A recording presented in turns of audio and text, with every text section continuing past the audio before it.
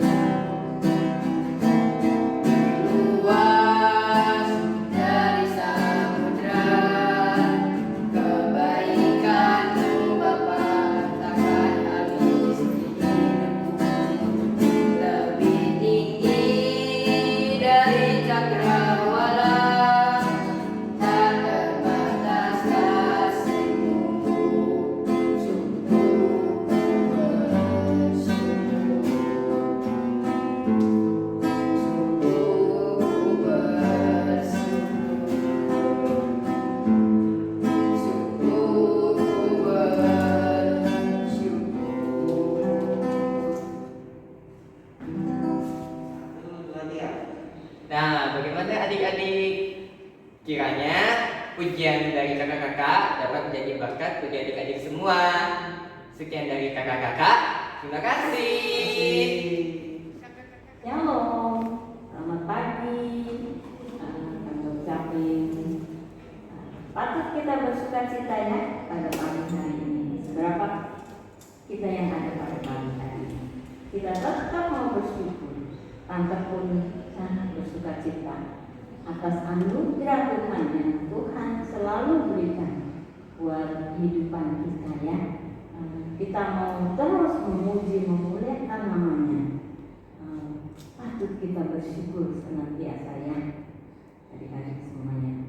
Mari kita pujikan pujian selamat pagi Bapa. Kita mau ucapkan, kita mau bersyukur karena Tuhan terus pelihara kita.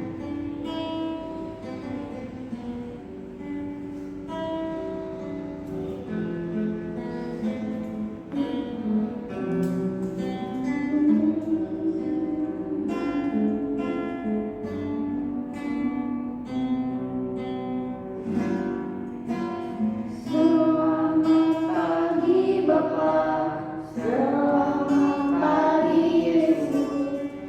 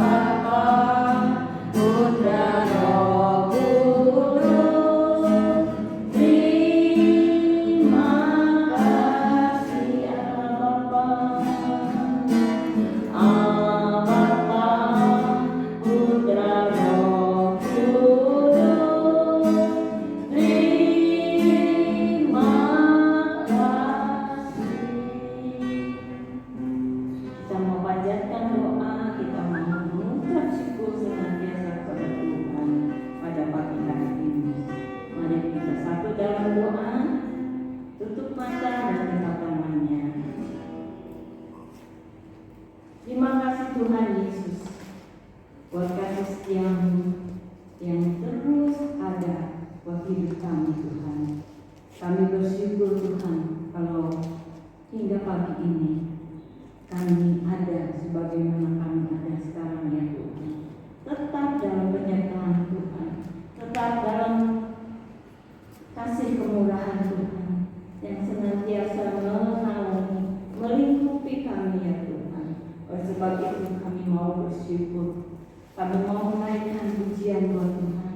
Biarlah pujian kami boleh menyenangkan hati Tuhan, boleh menjadi dupa yang kami di hadapan-Mu. Tuhan, pakai lidah bibir kami untuk senantiasa memuliakan Tuhan, memuji, membesarkan nama-Mu. Dan sebentar juga guru-guru sekolah minggu yang baik yang membawa pujian namamu ini Tuhan, biarlah Engkau pakai menjadi saluran berkat. Terlebih yang menyampaikan kebenaran firman Tuhan, biarlah menjadi berkat, menjadi lidah bibir Tuhan sendiri, menyampaikan kebenaran firman-Mu, agar firman itu mau masuk ke dalam hati kami dan boleh menjadi teladan dalam hidup kami. Kami mau belajar seperti Engkau ya Tuhan. Tuhan kami yang patut kami sembah, karena Engkau adalah panutan kami Tuhan yang sejati, Tuhan kami yang hidup, Tuhan kami yang sungguh agung, mulia, yang patut kami sembah. Pakai untatan yang sebentar akan menyampaikan firman-Mu, berkati untatan Tuhan menjadi saluran berkat pada pagi hari ini. Terpuji nama-Mu, di dalam nama Tuhan Yesus kami sudah bersyukur dan berdoa. Kami menyerahkan acara ibadah keempat pagi hari ini dari awal hingga akhir ke dalam tangan kasih Tuhan. Haleluya, amin. Shalom, sekali lagi dan ucapkan selamat pagi. Tuhan selalu memberkati kalian. Buat adik-adik yang di rumah juga, terlebih ya, meskipun kita tidak bisa berjumpa tatap muka, tapi kita mau bersyukur penyertaan Tuhan, kasih setia Tuhan yang selalu melingkupi, melimpah memberkati adik-adik semua yang ada di rumah maupun yang ada di dalam di tempat ini, di gereja ini. Om Daud, Om Tatang, dan Kak Jojo, Coach Jonathan ya, tante sebutnya Kak Jojo, dan Milka, Obed juga, dan tante sendiri. Tante bersyukur sekali kepada Tuhan karena Tuhan senantiasa hadir menyertai selalu dimanapun kita berada. Kita mau pujikan upah-Mu besar di surga, karena di dalam kesetiaan ada upah yang tersedia yang Tuhan sediakan buat kita semua.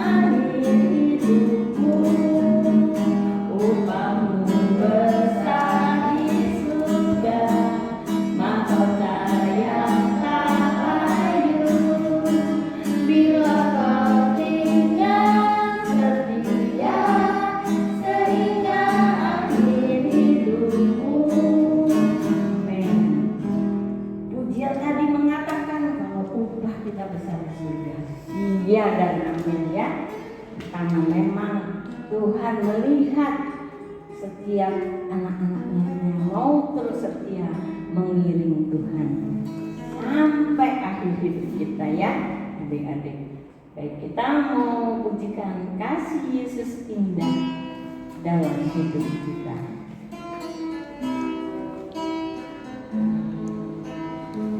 Yang di rumah juga mengikuti, kita mau pujikan bersama-sama ya. Kasih Yesus indah dalam hidupku, menghiasi hati dan jiwaku. Ku tak dapat hidup tanpa kasih-Mu, Tuhan. Pegang tanganku sepanjang hidupku. Kasih Yesus indah dalam hidupku, menghiasi hati dan jiwaku. Ku tak dapat hidup tanpa kasih-Mu, Tuhan. Pegang tanganku sepanjang hidupku. Katakan, kasih Yesus mengalir dalamku, seperti sungai yang tak pernah kering. Kasih Yesus membebat hatiku, dalam kasih-Nya ku merasa teduh. Kasih Yesus indah dalam hidupku, menghiasi hati dan jiwaku. Ku tak dapat hidup tanpa kasih-Mu, Tuhan. Pegang tanganku sepanjang hidupku.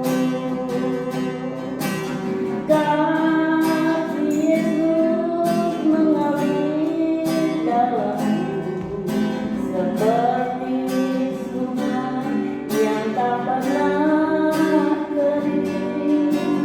Kasih Yesus membebat hatiku, dalam kasih-Nya ku merasa teduh. Kasih Yesus mengalir dalamku, seperti sungai yang tak pernah kering. Kasih Yesus membebat hatiku, dalam kasih-Nya ku merasa teduh. Dalam kasih-Nya ku merasa teduh. Dalam kasih-Nya ku merasa teduh. Amin. Puji namanya Tuhan. Satu kesukaan buat tante pribadi, kita mau terus merasakan kasih Tuhan, penyertaan Tuhan yang tidak pernah ada habis-habisnya di hidup kita ya. Satu pujian sebagai pujian ini sebagai kesenangan tante ya, menjadi favorit tante ya. Pujian kasih Yesus yang indah selalu dalam hidupku. Itulah tadi pujian yang sudah kita bawakan ya. Kita mau jalankan kolektor, kita mau nyanyi happy ya ya.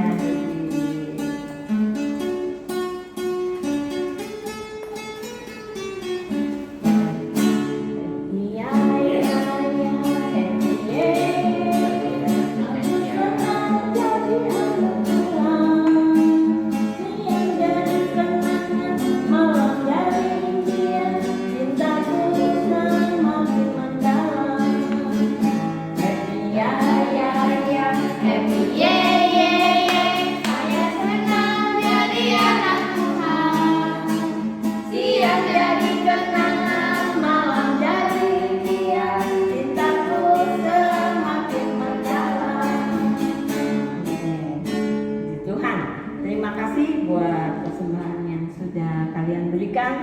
buat Tuhan ya. Tuhan balas dengan lipat ganda ya. Nah sebentar kita akan memasuki firman Tuhan. Kita mau dengar firman Tuhan. Buka telinga hati kalian biar firman itu masuk dalam hati dan pikiran kita ya. Sebagai anak-anak Tuhan yang taat dan setia, kita mau terus dengar akan firman Tuhan dengan baik. Terpuji nama Tuhan. Kita mau pujikan Yesus Sahabatku.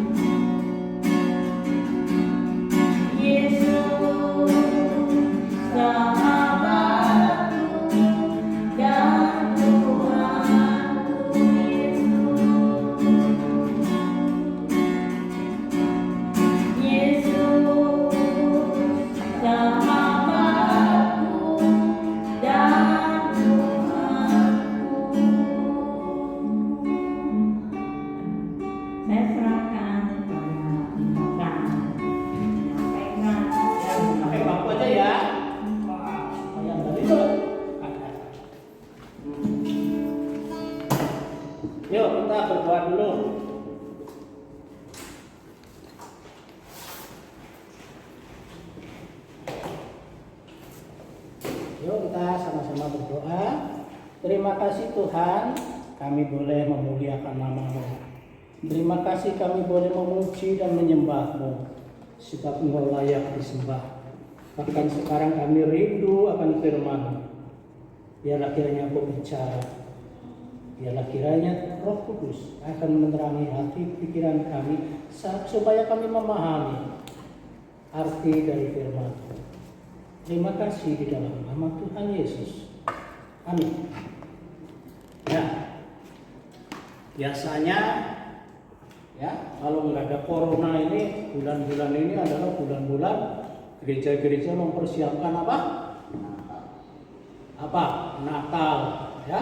Wah, bahkan gereja-gereja yang duitnya banyak, wah, mereka sudah mengadakan rapat dengan menentukan biayanya berapa, ya, acaranya bagaimana, ya.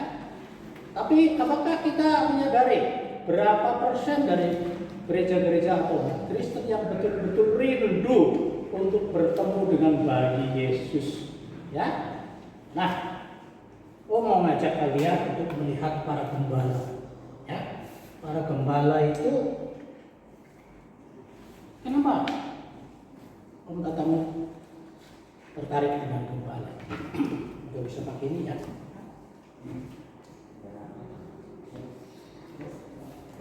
Ya.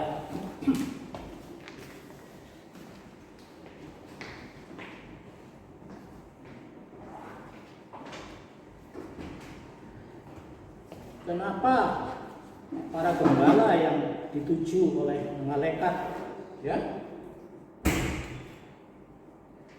bukan orang-orang yang kaya, ya, bukan raja-raja yang didatangi, ya, tapi justru malaikat datang kepada para gembala, ya. Pada zaman dahulu gembala itu dianggapnya orang yang tersisihkan, ya, nggak ada yang mikirin nasibnya.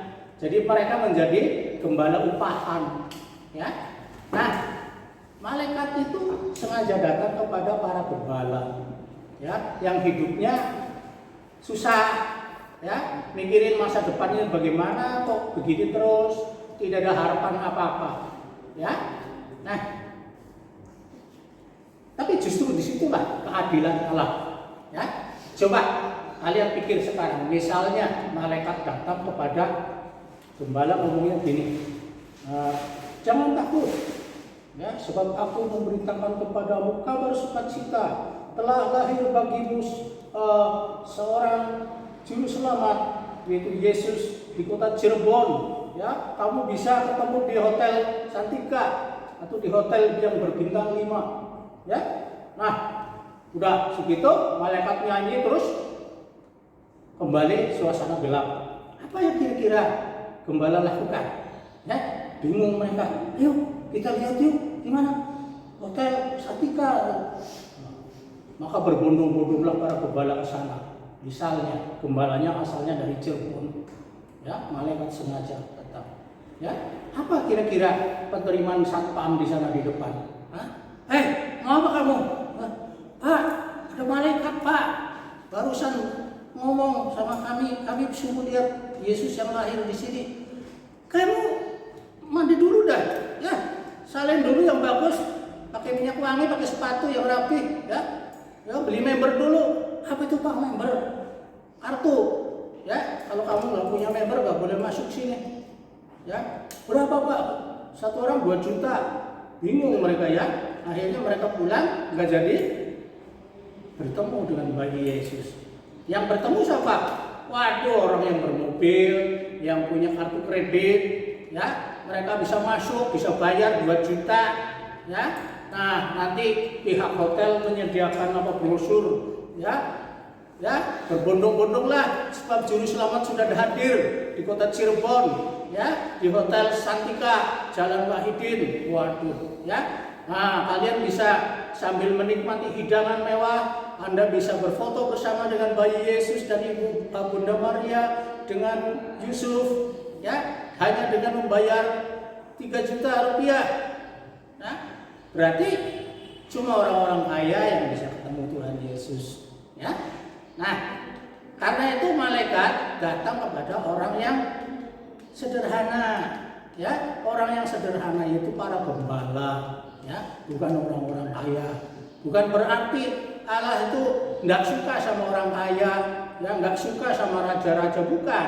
Allah hadir untuk semua orang, maka Dia merendahkan diri, ya, melalui wujud manusia. Yesus rela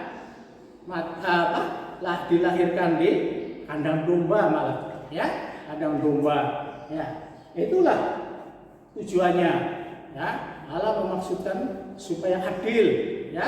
Kalau cuman orang kaya saja yang masuk surga, ya namanya Allah tidak adil. Justru disitulah keadilan Allah, ya. Dia mau menjangkau orang-orang yang miskin, orang-orang yang rendah, ya, orang-orang yang tidak diperhatikan oleh orang lain, yang hidupnya putus asa. Disitulah Tuhan Yesus hadir, ya. Nah, herannya, ya, sekalipun mereka adalah para gembala, malaikat juga nggak ngasih door prize, ya. Ya, gembala, nanti dulu ini ada bingkisan dari surga. Di surga itu lantai yang diinjak-injak itu banyak batu-batu mulia. Nah ini, ya, supaya kamu nanti bisa jual, bisa jadi kaya raya. Oh tidak, ya. Namun sesungguhnya, ya, tanpa door prize, tanpa pesta, mereka kitab mengatakan dari Lukas 1 ayat 20, maka kembalilah gembala-gembala itu sambil memuji dan memuliakan Allah karena segala sesuatu yang mereka dengar dan mereka lihat semuanya sesuai dengan apa yang telah dikatakan kepada mereka. Ya, sesungguhnya para gembala nggak dapat apa-apa secara materi, secara apa? Mungkin perut mereka kosong, lapar, tapi hati mereka bersukacita karena apa? Dapat melihat malaikat. Ya, bayangin waktu itu belum ada listrik, ya, paling ada obor, tiba-tiba terang begitu nyala. Mereka bisa melihat malaikat, ya. Selama ini om berdoa minta Tuhan, tolong pengen lihat kayak apa sih malaikat, bener nggak sih pakai sayap? Nggak pernah. Nah, tapi gembala, ya, yang orang yang lebih sederhana, orang susah, ya, diberi sukacita semacam itu, ya. Nah inilah suasana Natal pertama kali, yaitu gembala merasa bersukacita. Siapa lagi yang menyambut Tuhan dengan apa? Penuh sukacita, sekalipun dia berkorban harta, waktu, tenaga, ya. Kalian bisa melihat siapa? Coba yang bertemu dengan Tuhan sudah capek-capek, ya, tetapi malah dia mau menyembah, ya, orang Majus. Nah, kalian tahu ya orang Majus, ya, orang bijaksana, orang Majus. Berapa sih orang Majus sebetulnya? Rika, ada berapa sih orang Majus yang datang? Kalau melihat hadiahnya emas, kemenyan, dan nur itu 3, tapi nggak mungkin cuma 3 orang yang datang, ya, karena orang-orang ini adalah orang kaya, orang cendekiawan, ya, tentu mereka juga membawa anak buahnya.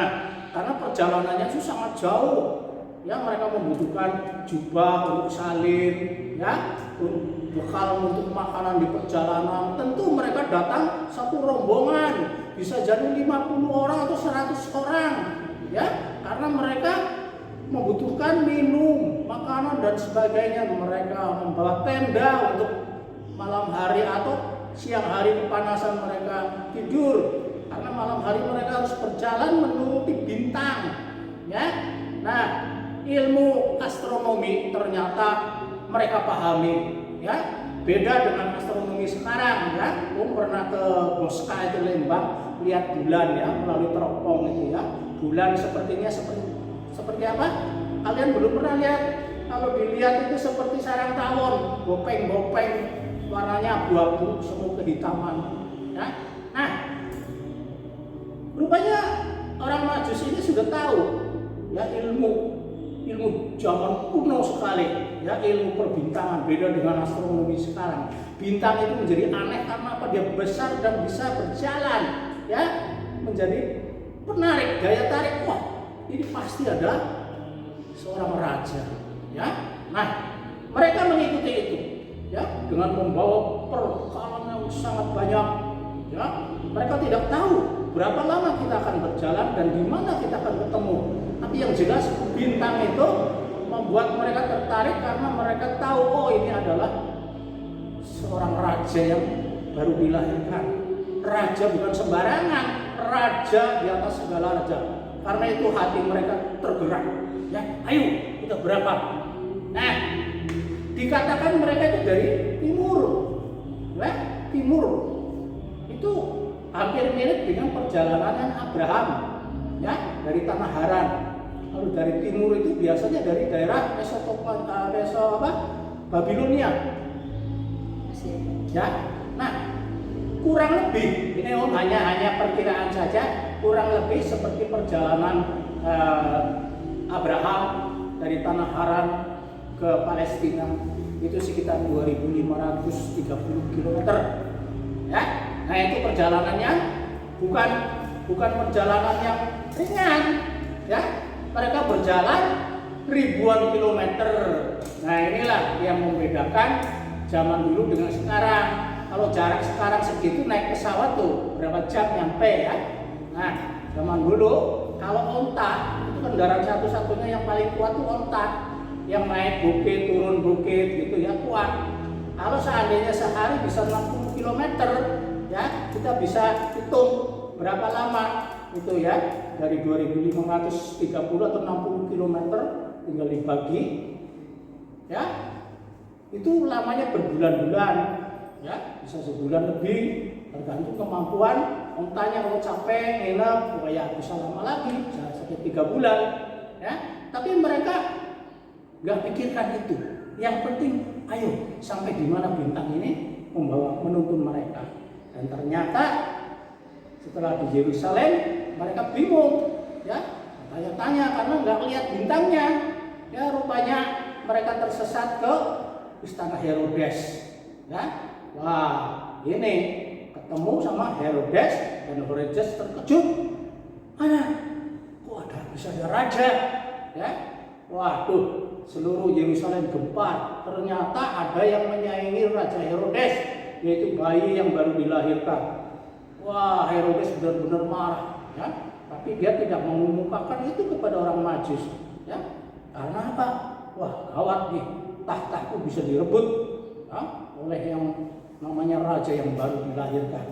Nah, karena itu Raja Herodes berkata kepada orang Majus, kalau kamu sudah ketemu dengan bayi itu, segera ya beritahu saya supaya saya pun menyembah dia, ya. Nah, orang Majus itu berjalan lagi dan dia sangat gembira karena apa?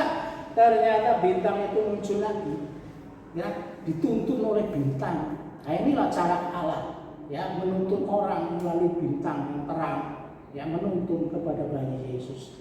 Dan ternyata betul, ya, ketika dia bertemu di Bethlehem, bintang itu berhenti dan ternyata Yesus bukan di kandang, ya, dia sudah agak besar, umurnya kurang lebih hampir 3 tahun, ya, 2 tahun setengah, sudah menjadi anak-anak, ya, dan mereka sangat bersukacita, ya, mereka sangat bersukacita. Itu bisa kita lihat kalau apa?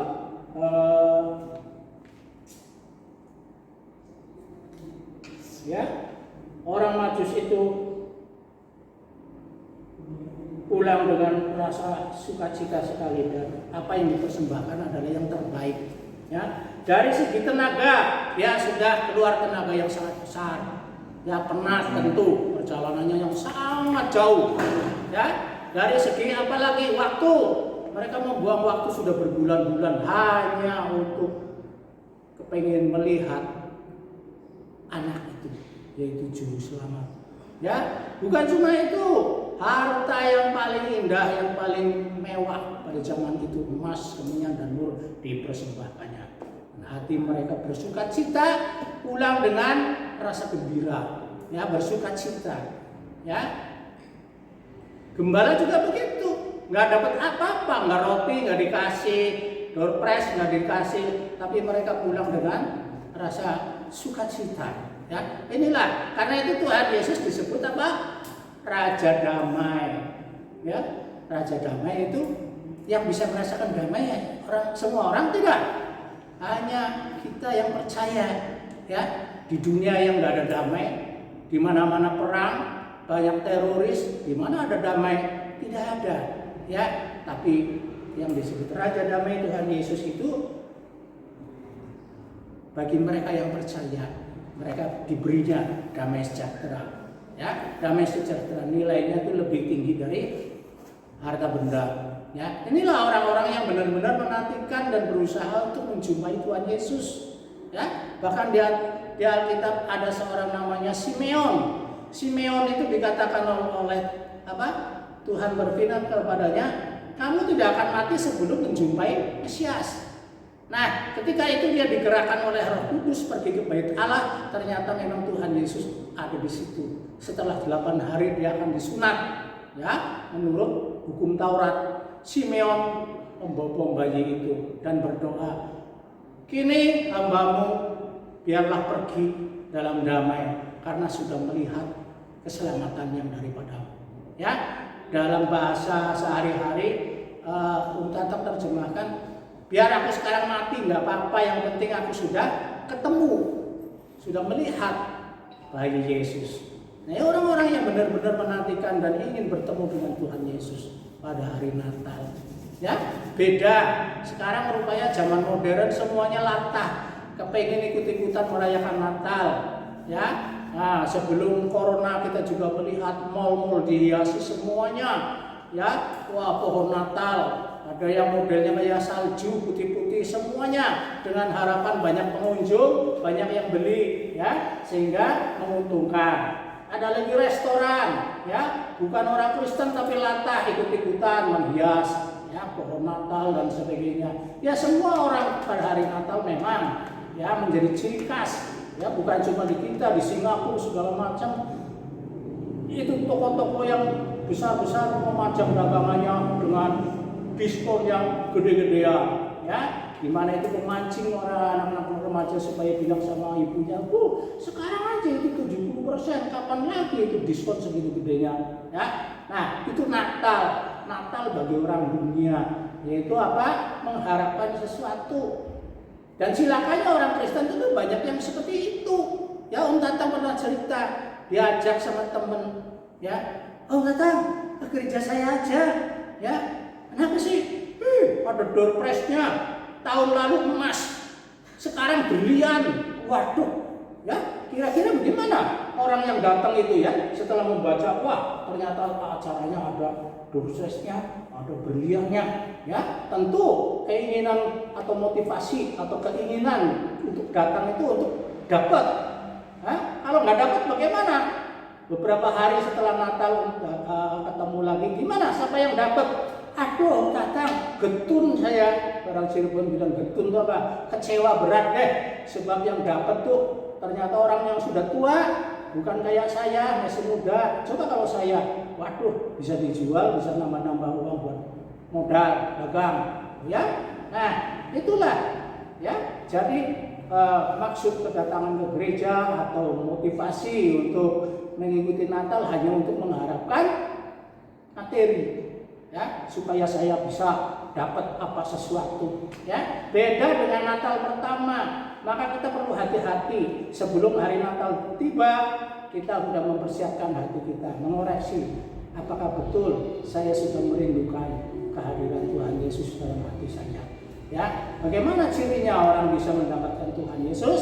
Cirinya seperti para gembala, dia bersukacita sekalipun gak ada door prize.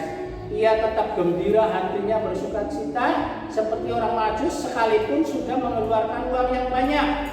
Ya, mungkin kalian nanti jadi panitia, waduh, ya, harus bolak-balik ke sana, ongkos segala macam, ya. Bersukacitalah, kita bisa menyambut Tuhan dengan harta kita, ya, bisa melayani Tuhan, ya.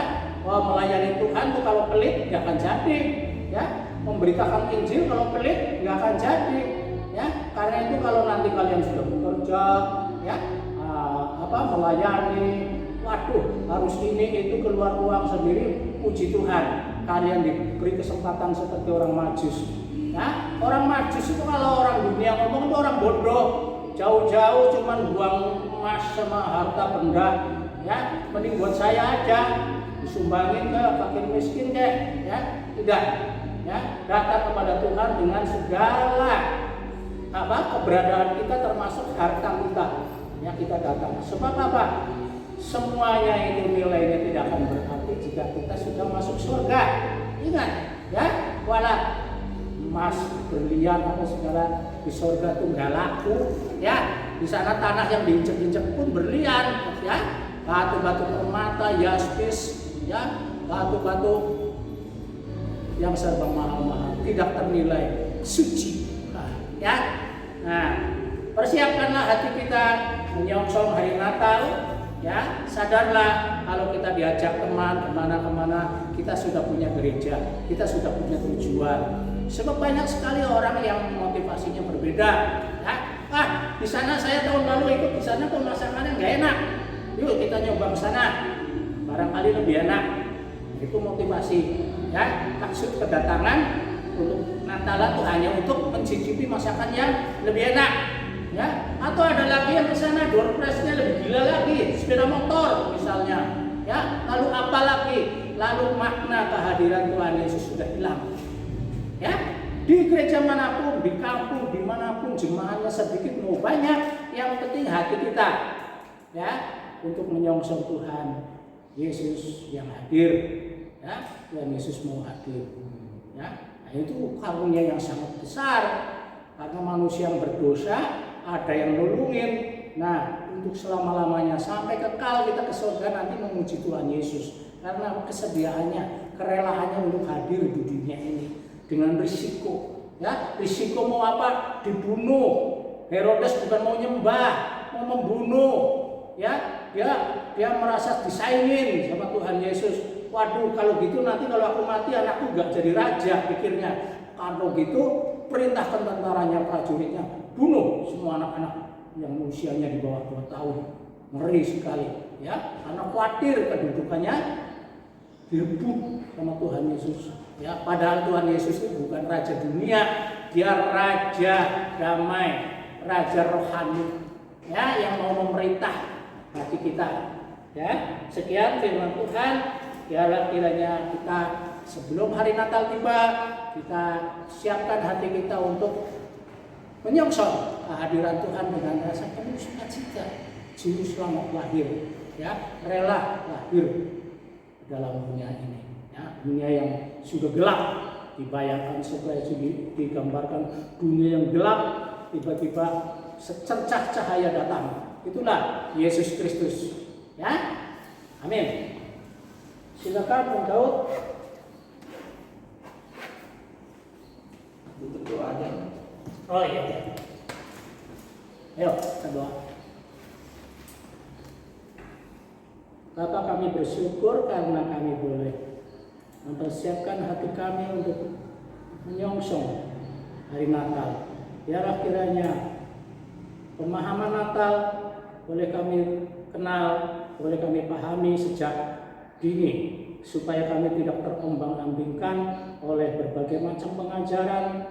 Biarlah kiranya kami menyadari bahwa kehadiran-Mu yang utama adalah membawa damai dalam hati kami, dan kami boleh menyambut Engkau sebagai juru selamat kami pribadi, sehingga hati kami senantiasa diliputi sukacita, bukan materi yang kami harapkan, tapi kami benar-benar merasakan kehadiran-Mu di dalam hati kami.